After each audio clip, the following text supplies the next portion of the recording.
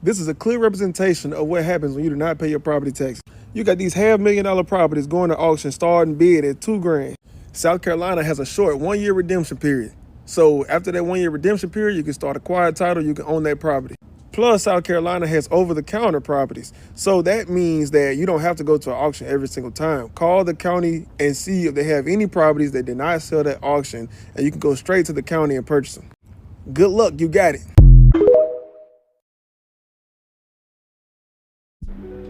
Happy Friday, you guys. Are you guys ready for the weekend, or is the weekend ready for you guys?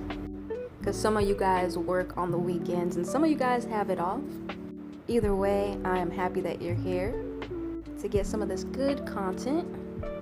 We're going to discuss tax liens and how you can pay off someone's taxes to own their home. I know that kind of sounds cliche and kind of cold-hearted, or maybe even too good to be true if some of you guys never heard of that before. And just a disclaimer as well, I'm not a realtor, so take what I say with a grain of salt. I just knew that this would be a perfect video for some ideas, give you guys some ideas. We are in tax season to do with some of your tax money. But anyways, you guys, you know how we do. Let's go ahead and get into the videos, and I'll be back with my commentary. How I made my first tax lien purchase. First, you want to go on your county's website to look at the list of properties that will be coming up for auction at the next tax sale. After conducting your due diligence online, it's good practice to get eyes on the property in person as well. That way you know exactly what you're bidding on when you get to the auction. You don't want to be that person who thought they were buying a house but actually bought a swamp. Just when I thought everything was going smoothly, my car broke down for the first time, but instead of letting the breakdown stop me, I found a way to keep going. I arrived at the tax sale, and while waiting for the auction to start, I networked with a few other investors. The excitement was intense. I placed my first bid and hoped for the best. Once I won, I was off to the bank to get the cash. I brought the cash to the property tax office, where I finally received the tax deed on the property. Follow for more. Y'all, please don't go into 2025 without knowing this. How to make money in real estate quickly, easily, no mortgage, no realtor, no loans. Y'all see that price right there? $18,000. Let me tell you what happened. All right, so by law, property owners must pay their property taxes. If they don't pay the property taxes, the county is going to wipe out that mortgage and put that property up for auction. That's when you go down to the county and you make that payment. This auction is going to take place in DeKalb, Georgia on April the 1st, 2025. Now, after you purchase this property, the county is going to give that person 1 year to come up with a payment. Now, if they come up with that payment after you've already paid, the county is going to cut you a check for all of your money back plus 20% on top of that. This is how you flip your money doing tax lien investing. Y'all, that's just how it works in Georgia. Now, if they never come up with a payment, then the county is going to send you a deed to that property in the mail, and that's going to be your property. So if you want to learn more about tax lien investing, follow my page because I'm your new tax lien bestie. All right, I'm going to tell you how you can purchase a tax lien property with no money down. Check this out. So every single year, municipalities have what is known as tax auctions. You've probably heard of it before. All these properties that didn't pay taxes the year before go on the courthouse steps and are auctioned off to investors or anybody willing to pay the taxes. The main reason why that is because municipalities earn their income from property taxes. That's how they pay the mayor, the firefighters, the police department, the school systems. That's where their income comes from. It comes from me and you, property owners. And so again, when you do not pay your taxes, that means the city is now running at a deficit and they don't have the income that they need in order to pay their bills. So that's why these tax auctions come up, and that's why you and I have the opportunity to go and invest in these and buy what is known as a lien. And a lien is just a claim to something. It's not describing real property, it's describing personal property, okay? So you don't own the property, you just own a claim to something, right? So what I'm getting at is when the property is auctioned off, you now just pay the back taxes and you're now collecting guaranteed interest. Now, depending upon what state that you're in and even what county that you're in, it's going to be different on the amount of interest that you own, and then actually when you can take, ownership of the property, or at least you can go and, begin doing improvements to the property. There's a lot of different rules. I'm focusing specifically in Alabama. But what I do that's a little bit differently is I actually don't mix around with the courthouse steps. I don't go downtown and bid on properties against all these hedge funds and these REITs. what you can actually do in Alabama is you can go to what is called the Alabama Department of Revenue site, ador.gov, and you can go and click tax delinquent properties or properties that have not been paid. And you can bid against nobody. You can create a monopoly. So what I ended up doing is I've gone online, I found the parcel number. I like to work in Jefferson County, which is where Birmingham is. Last year, there was like 29,000 parcels that were delinquent in taxes. So there's tons of opportunity. If you're just trying to get started, check out, again, ador.gov, and you can find all these parcels that are on there that are all delinquent. You can go and essentially bid against nobody. So what you do is you type in your information, you submit for a price notice. Again, that doesn't bind you to anything. All it does is the state's going to send you a email, and it's going to say, hey, you got 10 days to send us money in for this thing. You don't even have to even send us a cashier's check anymore. They collect credit cards online. So you buy the back taxes. Immediately, they're going to email you, or they're going to actually mail you their actual tax deed. You can pay an attorney to go down or even like a notary, like $100 to go and record and assess the tax lien in your name. Now, in Alabama, if the property is vacant, you can go take immediate possession of this property, okay? So what I'll do is I'll go and find these properties that are vacant. I do my due diligence. I run around, make sure the parcel matches up with on that county website to make sure that I'm buying the right one. Because believe it or not, I bought the wrong one in the past. It hasn't burned me, but you lose like $3,000 because you buy the wrong one. But what I'm done is I go find this vacant property. Again, I assess and I record the deed in my name. And if it's vacant, then I can take immediate possession. So what I go do is I go and change the utilities. I put them in my name. I change the locks on the doors, and I stick a rent to own sign in the front of the yard. Why do I do that?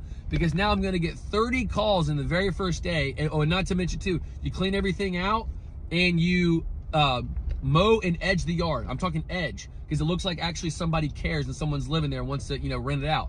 You will get 30 people to call you in the very first day to rent. So what you do is you say you give them a rent to own option, because most of these people that are looking to rent to own don't have the best credit for whatever reason, so they can't borrow from a traditional bank.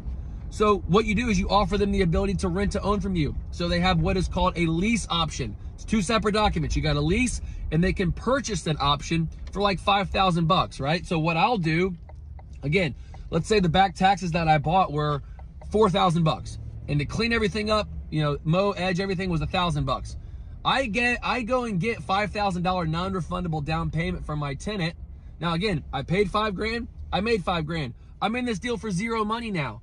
And now every single month, I'm making $500 a month in rent. And then over those 3 years in Alabama, what you can actually do is file for what is called a quiet title action.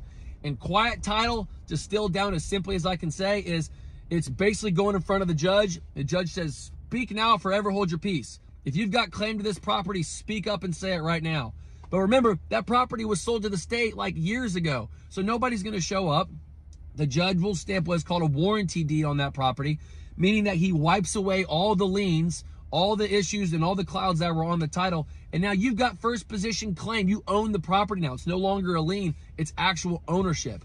And then at that point, what I do is I go and sell these properties to the people that are renting from me. So before they gave me $5,000 down, I tell these guys, look, you can buy this property for whatever amount that it appraises for. Now that because the banks are happy because I'm going to be able to give them a first position lien on the property, the banks are like, hey, no problem. We'll lend you money. The appraisal is $50,000. These guys go and borrow traditionally from a bank, and I get a check for $50,000, and I was in the deal for no money. That's exactly what you can do with tax lien property, at least in the state of Alabama, simply because there's no rules. You can do whatever you want with these properties. You don't have to wait around. You don't have to just hope and collect interest. You can take immediate action with these things. So if you're interested to learn more about how you can buy Alabama tax lien properties, do creative deals with no money down, and make massive capital gains on the back end, click the link in my bio, because I've got a course that's in there. It's $1,000. You get a one-on-one directly with me once you buy. We'd love you to figure out how to take some action, and I guess I'll see you on the other side. Here's another property that we got for less than $1,000. So in the US, whenever you own a property, you have to pay your property taxes. For those who don't pay their property taxes, the local municipality takes their property and they sell it at some form of auction or over-the-counter sale. Now in this particular case, this was from the OTC or over-the-counter list. There are thousands of properties available right now on OTC list that a lot of you don't know about. So if you are someone that wants to learn how to do tax deed investing, tax lien investing, tax redemption deed investing, go ahead and save this video and comment below which state you live in, and my team is going to help you out. Hello, my name is Christina Crosby, and I am a licensed North Carolina real estate agent in North Carolina. I am born and raised in Charlotte, and one of the most common questions that I receive from clients is, what is my honest opinion about the NACA housing program? And that's NACA, N-A-C-A housing program. Now, I personally feel like that I'm well equipped to talk about NACA because I actually used NACA for my first home. It was a long time ago. I believe it was like 2016 when I bought my first home. So I can tell you the real deal with NACA from personal experience of me going through the process and keeping my home for 6 years. A lot of agents you will find do not like NACA. They do not like it. And the reason why they don't like it is because NACA is slow. I mean, snail slow. Drag your feet, take their time. But at the end of the day, NACA is absolutely, positively worth it. Hands down. Hands down. NACA is awesome for first-time home buyers because NACA is not based on your credit. It is no down payment. It is not based on your credit. It's no closing costs. I mean, do I really need to keep going? When I purchased my first home from NACA, I was able to purchase a brand new 2-story home. I brought down my interest rate to 1%. I received maybe, I believe, like $15,000 in housing grants from North Carolina. And when I tell you my mortgage was unreal. The original loan that I went for through a traditional bank quoted me at $1,900 a month for the same home. But whenever I went through NACA, that same home was, wait for it, because you ain't gonna be ready for this. I paid $658 for a 4-bedroom, 3 full bath, brand new build home in a great neighborhood. I don't think you heard me when I said that I brought down my interest rate to 1%. I buy smart, and I recommend my clients buying smart. And again, a lot of agents will not tell you this about NACA because, again, NACA is slow. NACA take their time. NACA will frustrate you. They will ask you for documents 80 million times, but at the end of the day, is it worth it? Absolutely. It is. I would do it again if I could. I honestly feel like the only thing that I would have did different with the NACA program, I would have bought me a multi-family home versus a single family home, because what if I would have got that multi-family home and got that extra income? But I didn't know that then. But now that I know what I know now, I'm going to tell you and share this information because a lot of people ain't going to tell you. So again, you ask my opinion about the NACA program. Absolutely. Use NACA program as a come up.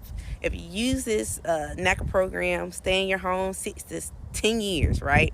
And what you do, you use your NACA home as a come up. And then once you sell your home, because if you stay in your home, as long as you stay in your home and you receive a grant, you don't have to pay all that grant back. You stay in the home for, I believe, 10 years, then you don't have to pay none of the money back for the grant. You stay in the home a little less than 10 years, then you may have a portion of the grant that you have to pay back, but it may not be the whole grant. So, yes, use it as a come up. Stay in there as long as you can. Save your money. And then what you do is once you sell your home, you get your profit, then you get the house that you really want. NACA does not allow you to rent out your house to, get profit off of. You have to be in the house, so you can't come up that way. But what I'm saying is, if you are able to get through the NACA program, save money, stay in there for a hot minute, make upgrades, whatever you want to do to your home, down the line, sell your house, and then you can do whatever you want your next house. NACA is a come up. Do you hear me? I'm telling you, I bought my second home this way. So if you ask me my honest opinion about NACA, I support it all the way. And it's different from somebody, telling you about the NACA program that heard about it. I'm an agent. I actually been through the program, and I am telling you to do it. I don't care how frustrated you get. And if you have any questions, concerns, or, anything that I can help you with personally, let me know. I have no problem at all helping you. But yes, NACA, NACA, go to their website, set up your orientation, and then once you do the orientation, you'll be set up with a counselor, and from there, the process starts. So again, NACA will move as fast as you move. You move like a snail, they move like a snail. You slow in putting your documents in. When they ask you for your documents, they gonna move slow. If they feel like they want that house more than you want that house, they're going to move at your vibe. I can tell you that for sure. Because when I was in the program, I got through the program in 9 months. I was on my counselor, like white on rice. Do you hear me? I mean, I pop up, I call them, leave a whole bunch of voicemails, emails. I was on them. I made it happen. So anytime somebody tell you that you can't do something, or when it comes to the whole housing situation where you want to buy a house, you can do it. You can absolutely do it. But if you want help, again, no down payment, no closing costs. You can buy down your interest rate, not based on credit. Why are we still talking? Go to the website. Do it. They're not paying me to do this. Again, I got my house, my first home through NACA in 2016. I want to help you. Help yourself. Help me help you. Don't say nobody told you, because I'm telling you.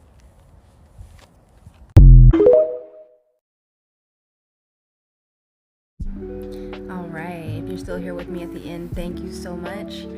You definitely want to do your due diligence. I personally believe that this would be a great investment, but they have a course for everything, you guys. So definitely take a tax lien course. So I help content creators and small businesses increase their return by lowering their tax liability to 0% using tax and accounting strategies, so that you guys can put money back into real estate. Maybe you don't want to buy a tax lien. Maybe you want to put money back into your business. Maybe you want to invest. I will leave my email below if you're interested in scheduling a one-on-one consultation, so that you can give yourself this gift in the beginning of the year, because we are only in March. We are getting ready to enter March. Okay, so we can clean up your books from 2 months ago. Just ultimately giving you a fresh start to your 2025, to your new year. And I thank you guys for watching. And I want you guys to have a safe and wonderful weekend.